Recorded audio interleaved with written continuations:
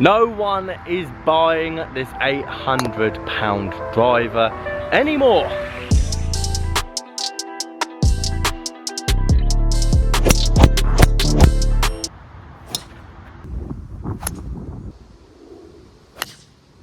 Guys, how are you doing? So I'm down here at Sanford Swings Golf Club. We're out left-handed and I've got an extremely expensive driver that came out in 2016. Shook the golf community, made headlines, stamped their authority, and the sole reason that I hated this company, that's a strong word in it, hated this company back in 2016, it was the price point of all of their clubs. And just like many of you over the last 5 years, how that perception has changed for me from going not liking the company at all to now me personally recommending it to every single one of you to put in the bag.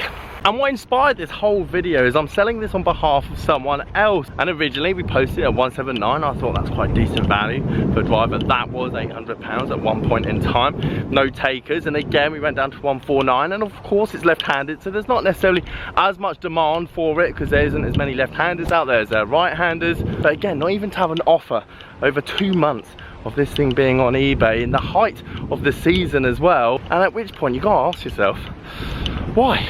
I'm leaving that in purely to make you guys feel better. My left-hand game has seriously gone downhill with the amount of time I put into it, and that series will come back as well as the Build a Bag series. I'm going to put that out there, but I just need more time to make them worthy, content worthy with where the channel's going. But the whole point is that fairway wood that I just skied, chunked and added to the sky marks it already had from the previous owner only cost me £40, and drivers will all come down to £100, irons will all come down to £40 each. And the whole point of this channel is that at what point will they reach it faster, and the higher the price the quicker it will fall, especially at £800 driver that came out in 2016. And with all the other great drivers that came out in 2016, they're all now roughly worth the same amount of money. Why? Because they all perform exactly the same and have the same level of demand. You gotta love this game. From a 100-yard sky into the air to a rifling 240-yard stinger into wind, which I definitely wasn't planning, but that's why we love this game. It's those certain kind of shots that just keeps bringing you back to the game.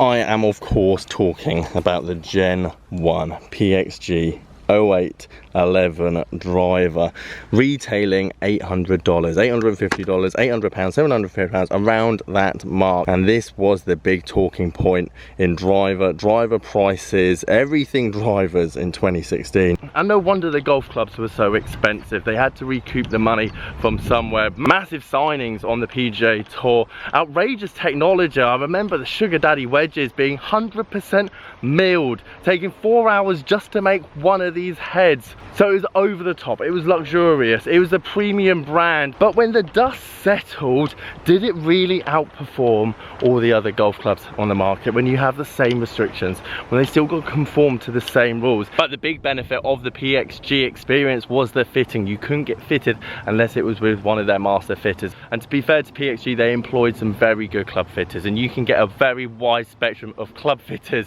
in our sport, ranging from someone that's just got out of college all the way to someone's got 10+ years experience in the game, and that experience definitely makes a difference. But when the club comes to the second-hand market and you don't have that fitting experience with 1,000 different options of swing weights as well as shafts, heads, tipping, you name it, well, it's just a regular old driver, isn't it? But it's extremely good marketing, bringing out a driver, your first ever driver into the market. That's twice the value of everything else out there. And I've packed my bag with some other golf clubs that are getting to that period in their life where they're still extremely modern. They have the speed pocket, they have the twist face, they have the ports in the back of the irons, but slowly but surely as the years go by, the hype dies down.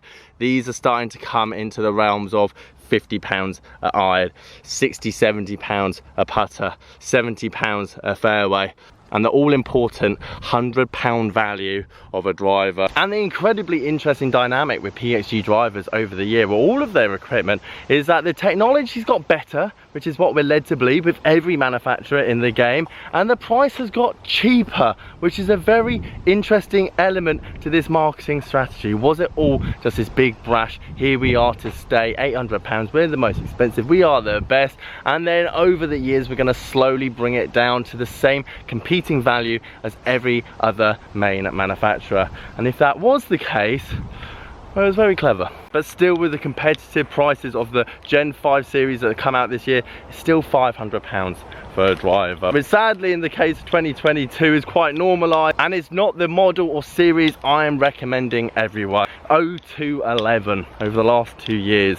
Fantastic entry point into the game. The ST irons are £70 or £75 a stick. The DC irons are £65, and as you're seeing, the eBay recently sold listings, these things are going at £50 second hand, which again is astonishing, because I'm just thinking, well, with that kind of difference, you might as well just go and get fitted for one yourself, or at least go and get a brand new set with warranty. Point being is PXG is the only manufacturer I know that come out with a lower end brand and give you that custom fitting ability. The reasons in the past that I said go and get a brand new driver is because you are allowed to have the option of a custom fitting, and that custom fitting is the bit and difference that will gain you 25 yards. Add launch, reduce spin, reduce dispersion. It's not the tech, ladies and gents, it's the club fitting, it's the club fitter, and it's your consistency to swing the ball over and over again. And if you match all those three areas together, don't matter if the driver's £800 or £200, you're going to see some differences. I'm incredibly surprised we haven't seen this from another major brand. Yes, other brands do have that lower entry point driver, whether it's that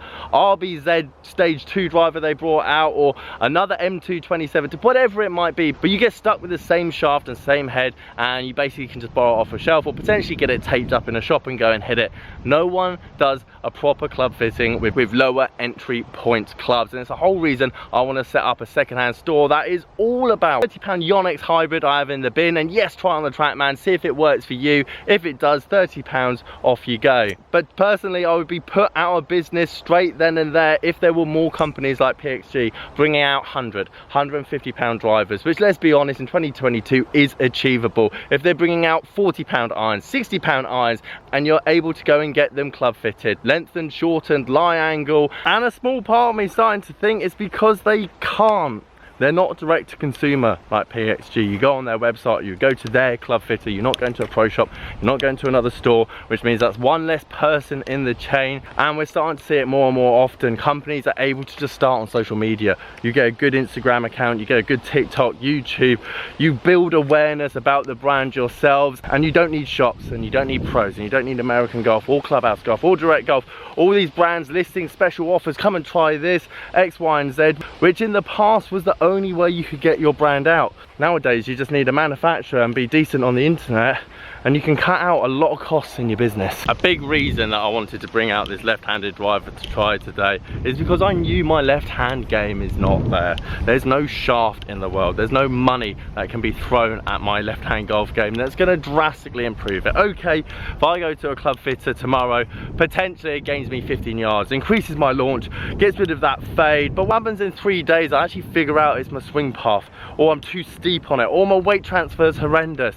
That money that I've spent on that driver, straight out the window. Unless you're thinking about getting a club fit every week, highly recommend, if your game looks somewhat similar to myself here, and I imagine probably quite a bit better, try and iron out the mistakes with the technical changes. Swing path, club face, angle of attack, these are the things that can drastically improve your golf game, and the best bit is you don't have to spend a single penny on it. So how does the old one compare with my left-hand swing? As you've seen, I've butchered it around Sanford. Brandon, I guarantee your driver is still in one piece, and it's just like every 5-year-old driver I take. They're all so similar in design, forgiveness, and yes, one could be better in another area than another, but that's just down to the person and the swing. The whole point of this video is that no matter what a company retails a driver at, or what it says about its driver, the market always decides, and that's why I'm in love with the second-hand club market. Some drivers that are 6-7 years old will be more sought after and bought